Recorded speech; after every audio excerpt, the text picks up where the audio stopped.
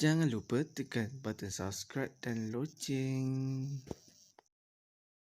Assalamualaikum dan selamat sejahtera. Berjumpa lagi kita pada video kali ini bersama saya Cikgu Azrul, Cikgu Subjek PJPK anda.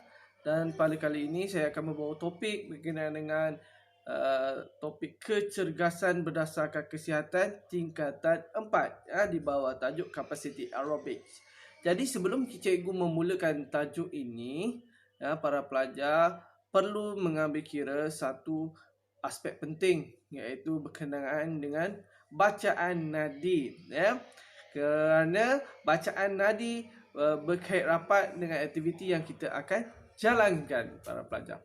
Okey, sebelum itu cikgu ingin bertanya kepada para pelajar, bagaimanakah caranya untuk anda mendapatkan bacaan nadi?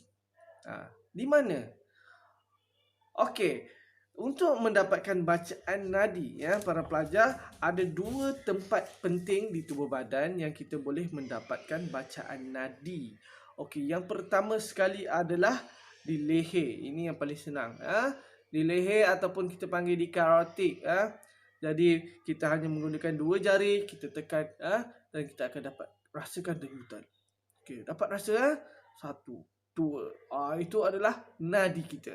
Okey, dan yang cara yang kedua adalah di pergelangan tangan. Ya, ini pergelangan tangan, kita tekan. Kita tekan ataupun menggunakan ibu jari. Kita rasa. Okey, kita boleh dapat rasakan di mana nadi kita. Okey, kenapa nadi ini penting?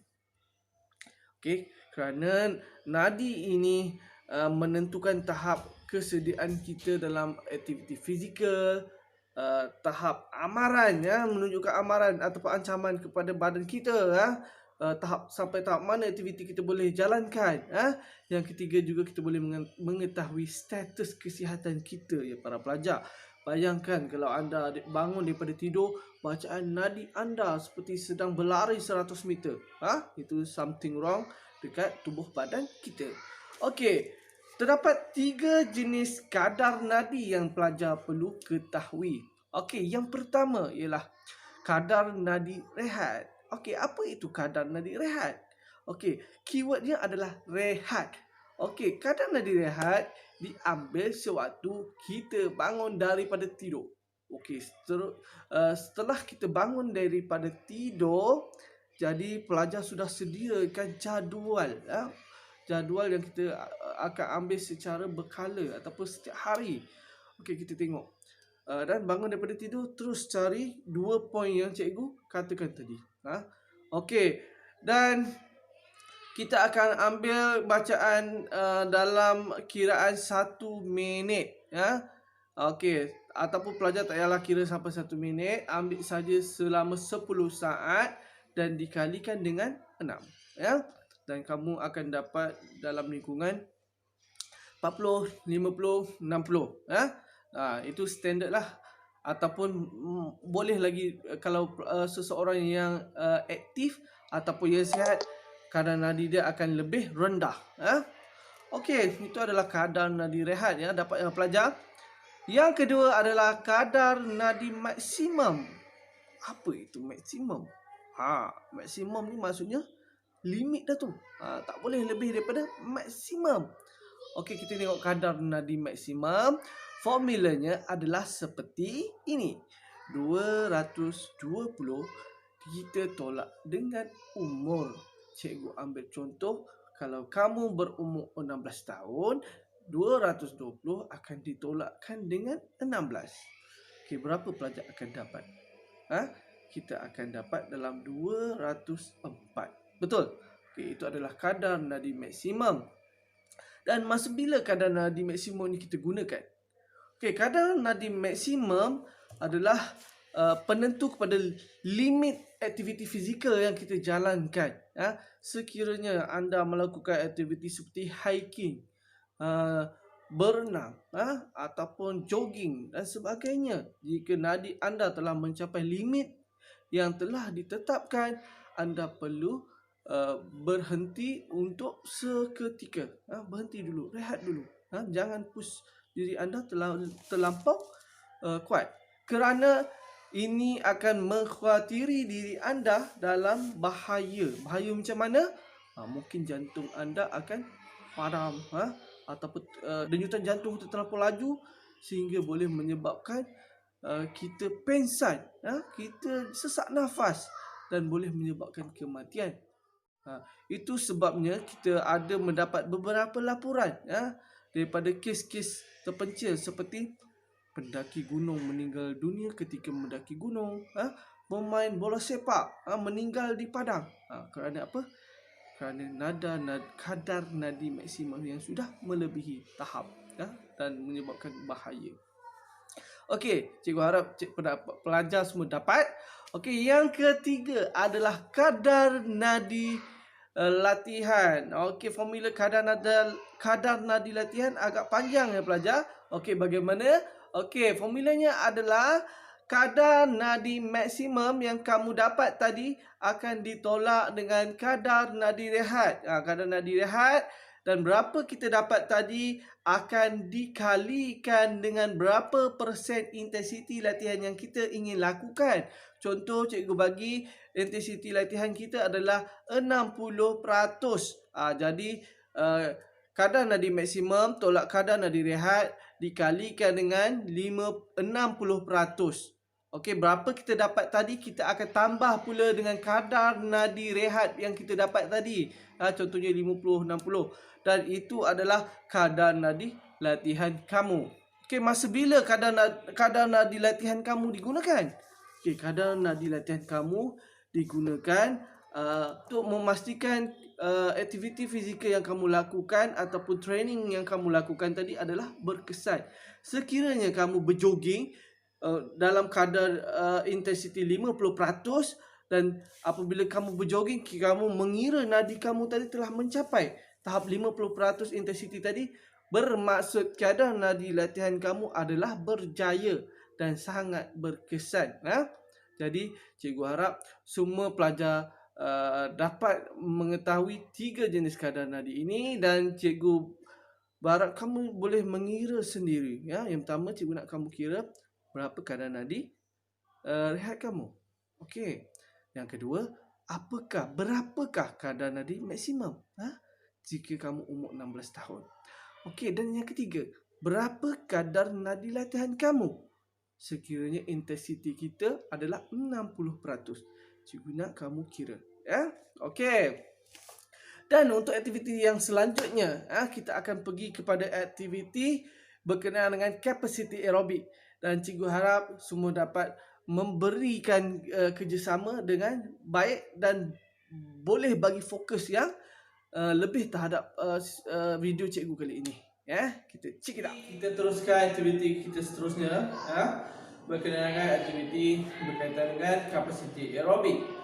Sebelum itu, para pelajar perlu mengetahui apa yang dimaksudkan dengan kapasiti aerobik. Okey, kapasiti aerobik ialah kebolehan di mana tubuh badan dalam melakukan sesuatu aktiviti dengan menggunakan kadar oksigen yang maksimum ataupun kita panggil VO2 max dan kepentingan penggunaan maksimum oksigen yang maksimum ini adalah penting bagi memastikan kesihatan kardiovaskular kita ataupun jantung kita. Okey, hari ini kita pergi lebih lanjut. Aktiviti yang kita akan jalankan ialah satu aktiviti yang agak high intensity interval training, HIIT iaitu aktiviti Tabata. Okey, aktiviti Tabata ini telah diperkenalkan oleh Dr. Tabata Izumi daripada Jepun dan kadar latihan ini adalah selama 30 saat sahaja setiap lakuan dan kita akan buat satu set saja. Okey, 5 lakuan. Dalam 5 lakuan ada 5 lakuan dalam satu set. Okey. Untuk aktiviti yang pertama, kita akan melakukan push up selama 20 saat. 20 saat dan kita akan rehat selama 10 saat. Okey, aktiviti yang kedua, apa yang kita akan buat ialah aktiviti aktiviti lompat bintang ataupun jumping jack ya, jumping jack selama 20 saat dengan kadar rehat 10 saat. Okey, aktiviti yang ketiga, apa yang kita akan lakukan adalah aktiviti mountain climber. Mountain climber kita akan lakukan selama juga 20 saat, rehat 10 saat. Aktiviti keempat, kita akan buat body weight squat ya, body weight squat 30 saat juga, 20 saat aktiviti, 10 saat rehat, dan akhir sekali kita akan buat burpee. Okey, burpee kita akan lakukan sama juga 20 saat untuk aktiviti dan 10 saat untuk latihan. Okey, untuk aktiviti yang pertama kita akan buat push up selama 20 saat.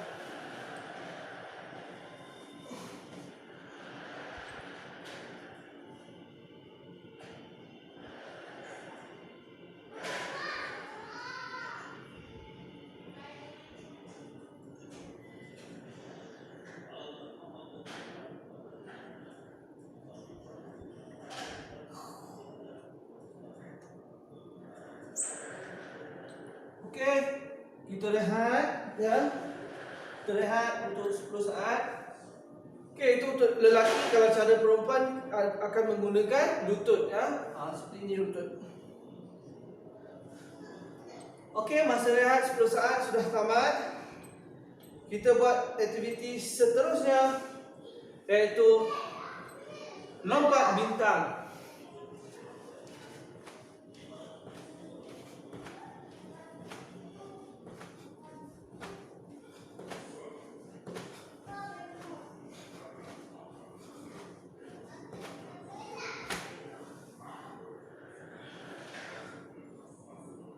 Okey, stop untuk aktiviti lompat bintang.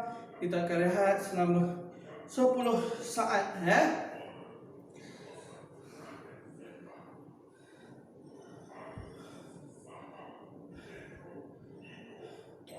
Okey, aktiviti yang ketiga kita akan buat mountain climber, mountain climber.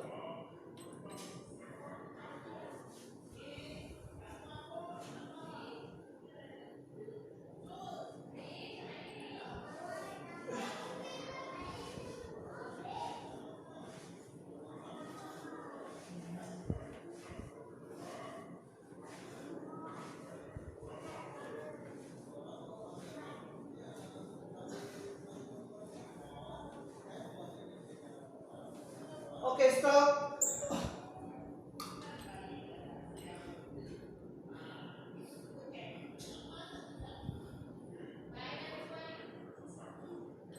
Okey. Seterusnya kita akan buat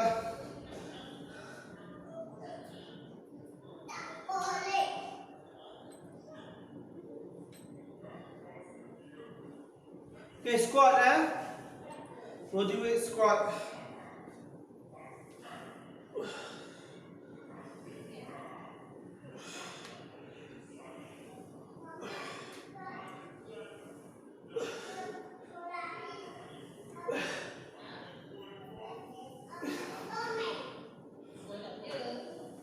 Okey, stop.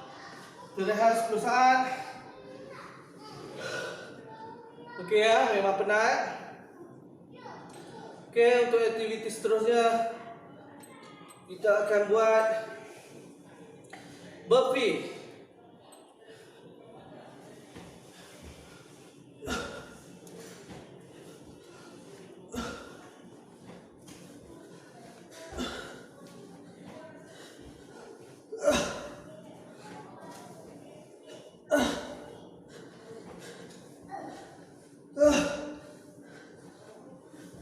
Okay, stop. Okay, kita stop selama 10 saat.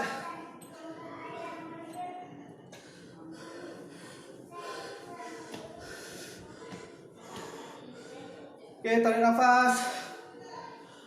Hembus. Tarik nafas. Hembus, ya. Jadi kita cuba ambil nadi, ya. Okey, cuba cari dulu. Okay, ready? Kira.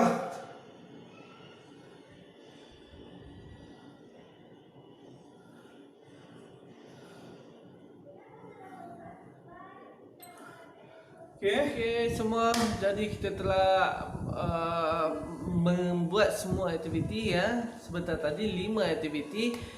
Dengan akhir sekali kita mengakhiri dengan mengambil bacaan nadi untuk mengetahui sama ada kadar nadi latihan kita mencapai objektif atau tidak mencapai objektif.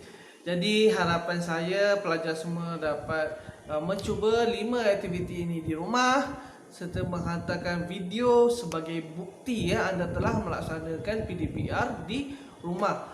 Okey. Dan harapan saya pelajar semua dapat menjaga diri dengan sebaiknya dalam musim COVID-19 ini agar kita dapat bertemu lagi pada video yang akan datang. Sekian daripada saya. Wassalamualaikum warahmatullahi wabarakatuh dan salam sejahtera.